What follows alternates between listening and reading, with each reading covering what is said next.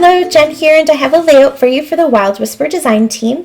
I'm using their Where to Next collection, so you can see I'm going to be flipping through some of the 12 by 12 papers, but there's also journaling cards and flair and sequins and a stamp set and an ephemera pack, cut files.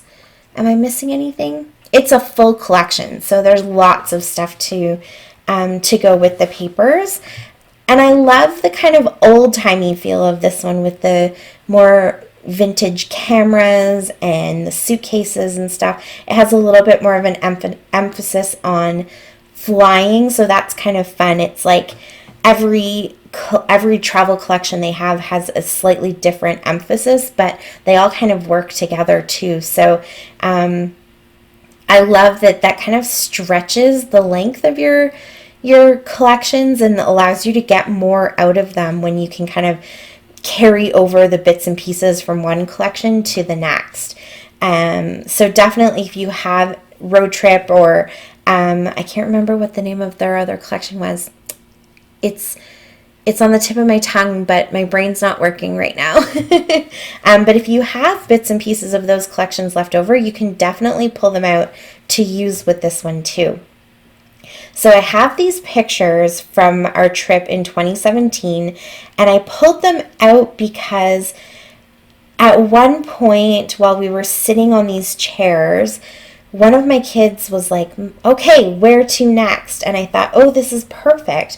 I'm going to go ahead and kind of tell that story using the Where to Next collection. So the pictures, I'm not sure that I would necessarily have picked these pictures to go with this collection because they're so kind of super summery, but I'm pulling out all of those summery colors. So I'm going to use the peach and I'm going to use the yellow, and I feel that really helps to kind of enhance the fact that it was just a hot, sunny day.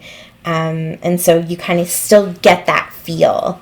Plus, it's nice because the rest of this album, I'd say 90% of it is all using really summery collections and really, there's some travel stuff here and there, but a lot of it is just more focused on using bright summery colors. And so it's nice to break up the layouts with different collections and different colors and different feels, so everything doesn't kind of blend into itself. Every layout is kind of something new and something fresh, and it just makes the album more enjoyable to flip through. And so these chairs, I get lots of questions from people when they've been watching all of my layouts. And there's a lot of pictures of us sitting in these red chairs. So what this is, if you're not in Canada,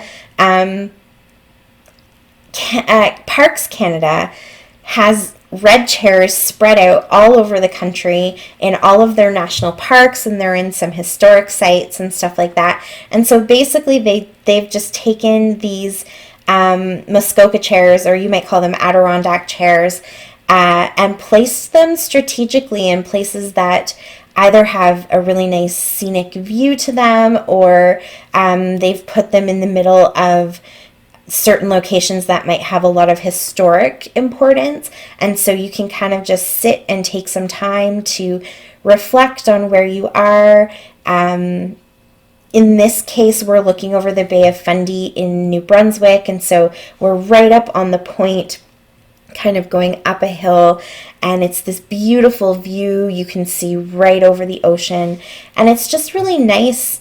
This one's on a roadside stop, so it's a nice place to get out and stretch your legs, take in the breathtaking views, and sit and reflect for a little bit. And so we definitely took advantage of that on our trip. Everywhere we could, we stopped at these red chairs, and you can actually find maps online. So if you have plans to travel to Canada, or if you're a Canadian and you have plans to travel to other provinces, go and check out Parks Canada. They have some maps online, so you can actually go and find where some of these chairs are, and be sure to stop, because usually if they've put them there, there's a reason for it. Either it's just a beautiful scene. Or they even have chairs at the hot springs in Banff, the old pool. So the pool's been covered over. There are other pools, but the original pool that people kind of know is iconic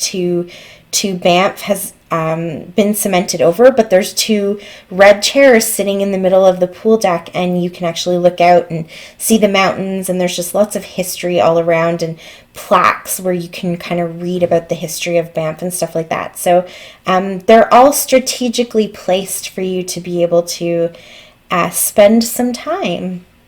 And we definitely did. We loved it. Most of the pictures I have are actually like the top picture where I've taken the picture and it's the kids sitting in the chairs. I've actually had to get them because the boys were so little. Usually they're actually standing in the chairs, so the tops of their heads can poke out from the top. And I've taken kind of the back of the chairs plus the whatever the view is that they were looking at. But at this particular stop, we were there by ourselves for quite a while, just kind of chilling out. And then another family came by and they offered to take a picture. So I got to be in one. So I really wanted to make sure that I scrapped both of these together, because it's kind of fun when I get to be in a picture. But yeah, there's lots of them where it's just the backs of the kids' heads and then whatever it is that they were looking at. So you can see I've kind of gone simple with my embellishments because I think the pictures are busy enough. I always find pictures with people in them to feel a little bit busier. So I stuck to the yellow and the peach, and I pulled out some ephemera, and I cut the two big squares that matched those colors. And then I wanted to bring in little pops of that teal that is in the background paper. So there's a quote in kind of a stamp shape with the two ephemera pieces on the left-hand side, and there's two little word stickers or word ephemera up at the top with that tag.